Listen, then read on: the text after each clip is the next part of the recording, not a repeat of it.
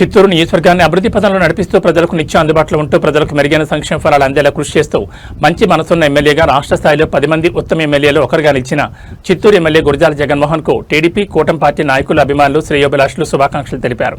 ఆదివారం ఎమ్మెల్యే స్వగృహంలో ఎమ్మెల్యేను అభినందించి కేక్ కట్ చేశారు. ఈ సందర్భంగా మీడియా ప్రతినిధులతో ఎమ్మెల్యే చిట్ చాట్ నిర్వహించారు. రాష్ట్రంలోని కూటమి ప్రభుత్వం 2 సంవత్సరాల కాలంలో చేపట్టిన అభివృద్ధి సంక్షేమ పథకాలను వివరించారు. ప్రధానంగా సూపర్ 6 హామీల అమలు, రాష్ట్రం నలుమూలలా ప్రైవేట్ కంపెనీలు, ప్రత్యేక కార్పొరేట్ సంస్థల ఏర్పాటు, యువతకు ఉద్యోగ ఉపాధి కల్పన అంశాలను వివరించారు. ముఖ్యమంత్రి చంద్రబాబు నాయుడు, మంత్రి నారా లోకేష్, ఉప ముఖ్యమంత్రి పవన్ కళ్యాణ్ నేతృత్వంలో ఎన్డీఏ కూటమి ప్రభుత్వం ప్రజలకు సంక్షేమ పాలన అందిస్తోందన్నారు.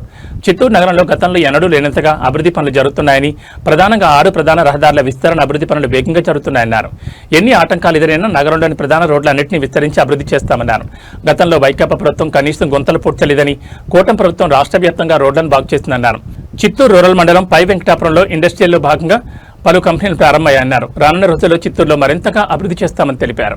మీరందరూ తెలుసుకోవాల్సింది ఏమంటే, ప్రతి మనిషి ఒక తల్లి తండ్రి జన్మనిచ్చిన పిల్లవాడికి పొద్దునే పెళ్లి చేయడం, 25 సంవత్సరాలు చదివిపించి అతన్ని ఒక విజ్ఞానవంతుడిగా తయారు చేసి తన కాళ్ళ పైన తను నిలబడుకునేదాకా తల్లిదండ్రులు సహకారం తీసుకున్న తర్వాత వాడు ప్రయోజకుడు అయ్యాడా లేదా అనేది ప్రపంచానికి మనకి తెలుస్తుంది. పుట్టిన మరుసటి రోజే తెలియదు కదా. ఈరోజు మీరందరికీ తెలుసో లేదో, 2001లో మా ముఖ్యమంత్రి గారు హైటెక్ సిటీని ప్రారంభించి 25 సంవత్సరాలు పూర్తయింది హైదరాబాద్లో. అంటే మీరు అడిగిన ప్రశ్నకి నేను డెప్త్గా ఆన్సర్ ఇస్తున్నా. 2001లో పెట్టినప్పుడు వైఎస్ఆర్ లేదా ఆ రోజు వైఎస్ రాజశేఖర్ రెడ్డి కాంగ్రెస్ ప్రభుత్వం హేళన చేసింది.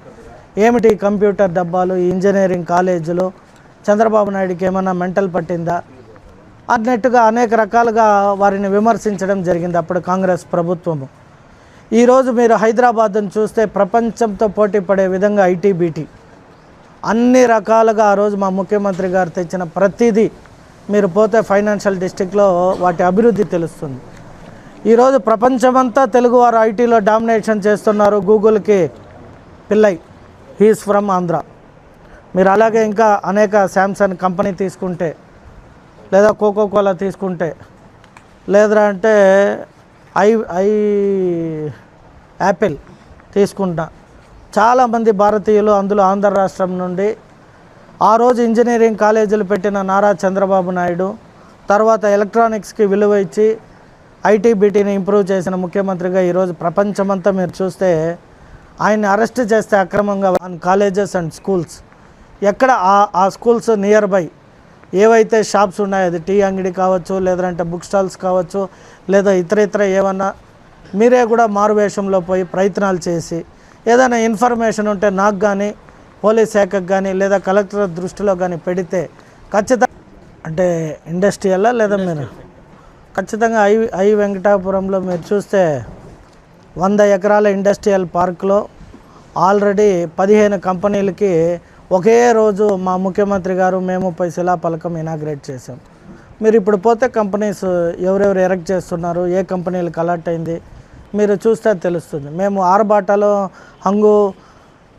హంగామా కంటే కూడా పనిచేసే ప్రభుత్వంలో మీరు చూస్తే అక్కడ ఇన్ఫ్రాస్ట్రక్చర్ పరంగా, తరువాత నగర కమిషనర్ కావచ్చు, కాబోయే నూతన మేయర్లు, కార్పొరేటర్లు కావచ్చు, వారందరికీ కూడా నేను రానున్న స్థానిక ఎన్నికల తర్వాత స్ట్రిక్ట్గా రోడ్ల పైన అక్కడే కాదు ఎక్కడ రోడ్డు పైన ఆఖరికి టమాటాలు వంకాయలు కూడా అమ్మనేను.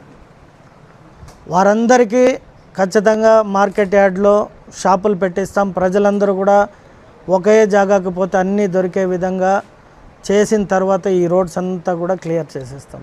అక్కడ నా ఫోటో పెట్టుకున్నా, ముఖ్యమంత్రి గారి ఫోటో పెట్టుకున్నా, లేదా ఇంకొకరి ఫోటో దేవుడిది పెట్టుకున్నా వారు ఎవరిని కూడా ఉపేక్షించే క్వశ్చనే ఉండదు. ఎందుకంటే ప్రజలకు ఇబ్బంది కలిగేది మా ముఖ్యమంత్రి గారు ఒప్పుకో.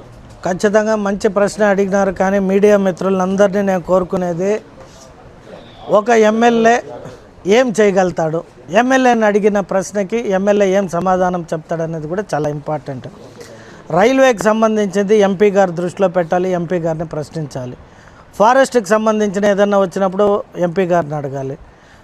అలాగే పోస్టల్కి సంబంధించింది ఏదన్నా వచ్చినప్పుడు ఎంపీ గారిని అడగాలి. ఎందుకు మీకు ఈ మాట చెప్తానంటే, మీరు అడిగే ప్రశ్న తప్పని నేను అనను, కానీ జోక్యం చేసుకోకూడదు. కేంద్ర పరిధిలో ఉండేవన్నీ కూడా పార్లమెంటరీయన్ అంటే ఎంపీ గారు చూసుకుంటారు. అయితే మీరు అడిగిన ప్రశ్నకి నేను ఎంపీ గారు అనేక సందర్భాల్లో లెటర్లు రాయడం జరిగింది. మనకి సీఎం రమేష్ గారు ఇక్కడ చిత్తూరు నుండి అనేక సందర్భాల్లో ఇది వారి నివాసం కూడా, వారు కూడా ఇప్పుడు రైల్వే చైర్పర్సన్ అయినారు. మాకు చాలా సంతోషకరం. ఈ సందర్భంగా వారిని కూడా కోరడం జరిగింది. మనకి 90 డిగ్రీస్ డౌన్ నుండి ఇది చేయాలి. సంవత్సరాల్లో మేము ప్రారంభించి పనులు చేస్తున్నామంటే ప్రజలు వీటన్నిటినీ గమనిస్తున్నారు. వీటన్నిటితో పాటు సంక్షేమం పరంగా చూస్తే 3,000 రూపాయలు ఇవ్వడానికే ఇబ్బంది పడుతున్న వైఎస్ఆర్ పార్టీ పెన్షన్ని 4,000 చేసి ఒకరోజు ముందే ఇస్తున్న కూటమి ప్రభుత్వం. అలాగే ఎవరైతే విద్యార్థులు చదువుకోవడానికి హయ్యర్ ఎడ్యుకేషన్ కావచ్చు, లోయర్ ఎడ్యుకేషన్ కావచ్చు కాస్ట్లీ అయిపోయిందని చెప్పి భావించే సమయంలో తల్లికి వందనం అని చెప్పి మా యువ నాయకుడు ప్రతి ఒక్క పిల్లవాడికి 15,000 రూపాయలని వారి అకౌంట్లో వేయడం జరిగింది. అలాగే స్త్రీలు ఎప్పుడు కూడా ఒకరిపైన ఆధారపడి ఇబ్బంది పడుతున్నారని తెలిసి శ్రీశక్తితో ఉచితంగా మహిళలకి బస్సు ప్రయాణం కల్పించిన రాష్ట్రంలో ముఖ్యమంత్రి శ్రీ నారా చంద్రబాబు నాయుడు గారు చేస్తే ఎక్కడో కొద్ది ఆటో వాళ్ళకి ఇబ్బంది కలిగింది, వారికి జీవితాలు ఉన్నాయి అని అనేక మంది అనేక సందర్భాల్లో చెబితే ఆటో నేస్తాన్ని కూడా ఇవ్వడానికి ముఖ్యమంత్రి గారు ముందుకొచ్చి వారికి కూడా 15,000 రూపాయలు ఇవ్వడం జరిగింది. నాకు తెలిసి మంచి ఫలితాలే ప్రజలు కూటమి ప్రభుత్వానికి ఇస్తారు అని భావిస్తున్నాం. ఎందుకంటే పైన నరేంద్ర మోడీ గారు భారతదేశం మీరు చూసారో లేదో యుద్ధ సమయంలో అనేక రకాలుగా అన్ని దేశాల్లో భోజనానికి కూడా కరువైన పరిస్థితి, గ్యాసులు దొరక్క శ్రీలంక కావచ్చు, బంగ్లాదేశ్ కావచ్చు, పాకిస్తాన్, నేపాల్ మన చుట్టూ ఉన్న దేశాలే చెప్తాను, చాలా వరకు చాలా ఇబ్బందులు పడినాయి. భారతదేశం ఇబ్బంది పడలే, ఎక్కడ కూడా కొంచెం ఇబ్బంది జరిగి ఉండొచ్చు కానీ ప్రజలకి మరింత ఇబ్బంది కలిగే పరిస్థితులు రాకుండా మెయింటైన్ చేయడంలో ఎన్డీఏ ప్రభుత్వం సక్సెస్ అయ్యింది. అలాగే ఇక్కడ చూస్తే రాష్ట్రంలో మన నారా చంద్రబాబు నాయుడు గారు కరెక్ట్ అయిన చర్యలు తీసుకొని ఎక్కడ కూడా గ్యాస్ కొరత కానీ పెట్రోల్కి ఎక్కడో 1 or 2 ప్లేసెస్లో వచ్చి ఉంటుంది తప్పితే ఇంత పెద్ద రాష్ట్రంలో ఇబ్బంది లేకుండా చూడడం జరిగింది. అలాగే ఇప్పుడు మీరు అడిగిన ప్రశ్న స్థానిక ఎన్నికలు, మేము ఎప్పుడైతే ప్రజల దగ్గర ప్రజల కోరికల మేరకు పనిచేసాము, ఇప్పుడు ఎగ్జాంపుల్ అన్నా క్యాంటీన్ పేదవాడికి భోజనం ఇవ్వడానికి మా గతం కంటే ఎక్కువ జరుగుతుందా, ఇప్పుడు ఎక్కువ జరుగుతుందా? అది మీరు ప్రశ్న అడిగేటప్పుడు మీరు అడిగిన ప్రశ్న ఎట్టుందంటే నేను ఎమ్మెల్యేగా అయినాక డ్రగ్స్ గంజాయి ఎక్కువ అయినట్టు అనిపిస్తుంది. అంటే మీరు ఏదైతే చెప్తా ఉన్నారో మీరు చూసుకుంటే ఖచ్చితంగా స్కూల్ రీఓపెనింగ్ జరుగుతుంది. నేను స్కూల్ యాజమాన్యానికి కూడా స్ట్రిక్ట్గా నేను మొన్న స్టేజ్ పైన మా ఎస్పీ గారు ప్రోగ్రాం పెడితే చెప్పడం జరిగింది.